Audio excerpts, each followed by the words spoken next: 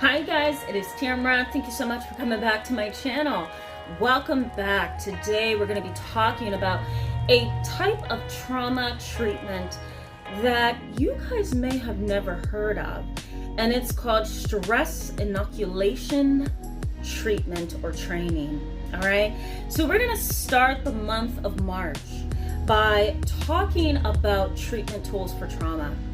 And I want to bring up a couple of things that a lot of people do not know about unless they go to a trauma trained specialist.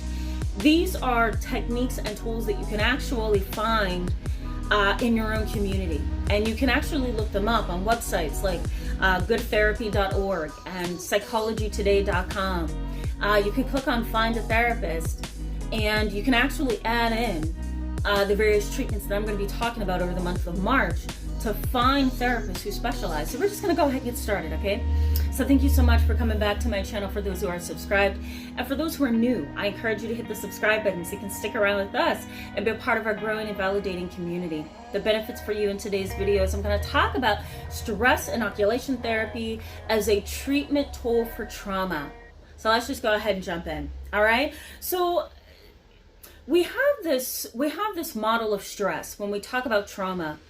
And the model of stress basically says this in a nutshell, that the body reacts to stress chemically and neurologically. The body reacts to stress. And because of that, we have to find the right tools to help us cope in the moment.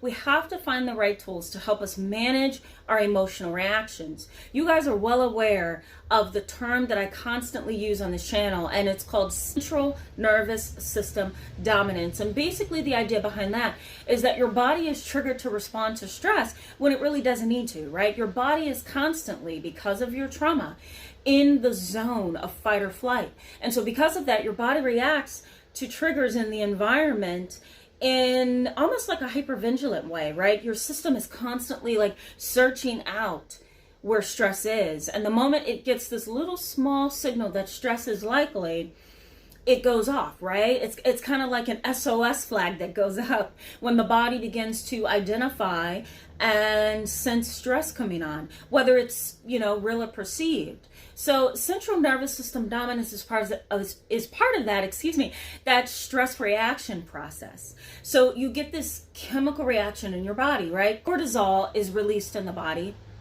from the pituitary gland, and it's really a stress hormone, okay? Cortisol is released from the pituitary gland, which is a little pea-sized organ that sits in the top of the brain, okay? And it hangs down.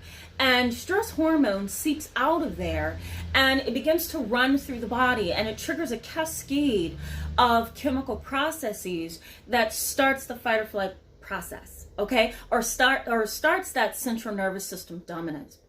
So stress inoculation therapy works by trying to identify one important component, okay? And that one important component is the body's reaction to stress and stress impact on your functioning. My God, I'm having a hard time today. I'm sorry for that, guys. I guess I'm more tired than I realized. But so stress inoculation therapy is trauma focused, and it really does try to target how the body reacts to stress and what the impact of stress is on your body and on your central nervous system, okay? So let me just quickly explain this. So the central nervous system consists of two important systems, okay? The central nervous system consists of the sympathetic and the parasympathetic nervous system, okay? So there's the sympathetic and the parasympathetic nervous system. The sympathetic nervous system is what I consider the gas pedal. Everything speeds up in the body when you are in central nervous system dominance. When your body is being triggered to respond to stress in the environment, your body is really being sped up. Your heart rate goes up, you start to sweat, your thoughts may start to race, you may start to shake, you may lose your appetite, right? You may get really nervous, your muscles may tense up. Your body is really getting into the primitive mode of fighting off whatever it is that your body is seeing as a threat. Okay, then you have the parasympathetic nervous system, which is the brake pedal in the system, and it really slows everything down. Okay, and the parasympathetic nervous system kicks in when the threat is gone, when there's safety, when there's relaxation, when there's, you know, counseling and processing of emotions. The parasympathetic nervous system kicks in, right? Your heart rate goes down, your thoughts stop racing.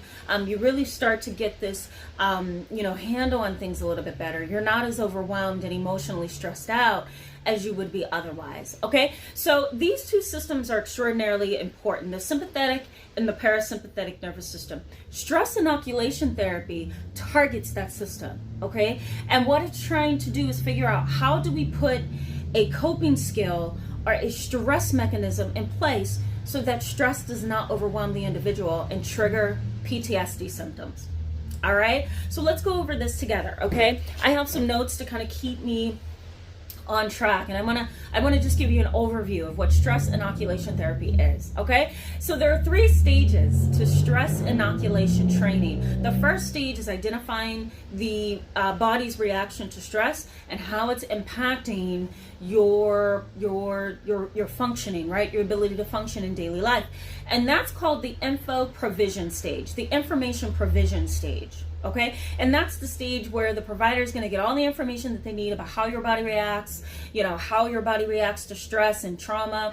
They're also going to get some PTSD symptoms from you. They're probably going to ask you a bunch of questions, and they're most likely going to administer some scales or assessments like the Beck Depression Inventory or the Beck Anxiety Inventory. Those 2 scales target your level of anxiety and your level of depression.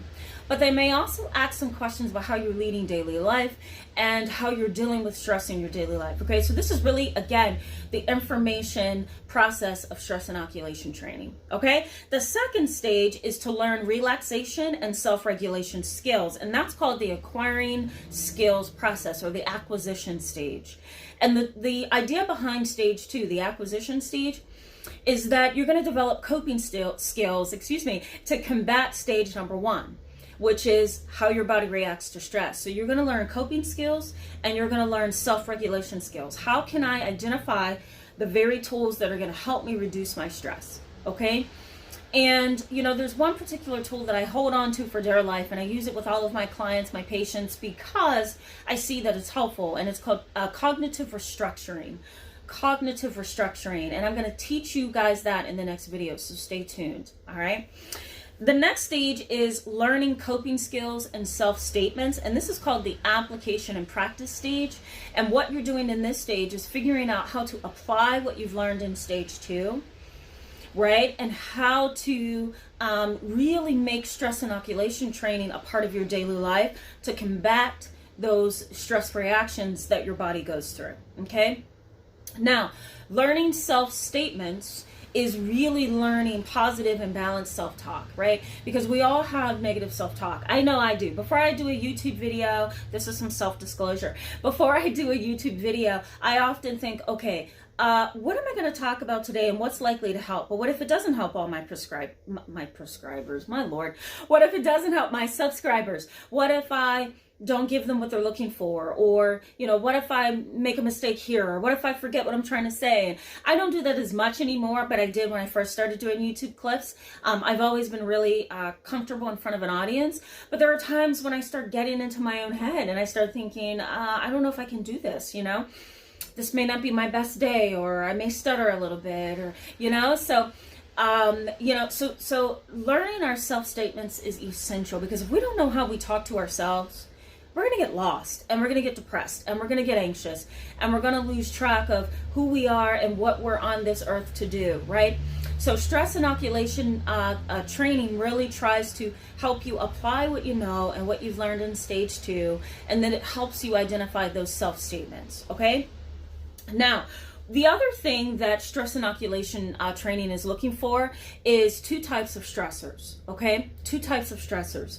The first stressor is an ongoing stressor, okay? That's an ongoing stressor, and that would be something that's going to be ongoing throughout your life, something that you're going to have to prepare for over time, and something that you're going to have to build a tolerance to and learn skills to combat over an extended period of time, okay? So an example of ongoing stress would be a sick or psychologically unstable parent or friend or family member that you're going to have to take care of. That's ongoing stress.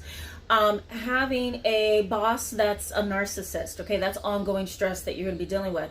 So stress inoculation training focuses on helping you develop tools on an ongoing basis, okay, because you're going to need it if you're going to be in a situation that's more long-term. Now, the second kind of stress that it looks for is short-term stress, right? So let's say you're moving from one city to the next. Well, this particular line of treatment, or modality as they call it, really would help you develop coping skills until you can move. And then that training may be done, right? Stress inoculation training, you may not need it anymore. So there's ongoing and long-term training, and then there's short-term, right? Because we're really looking for two kinds of stressors, short-term and long-term.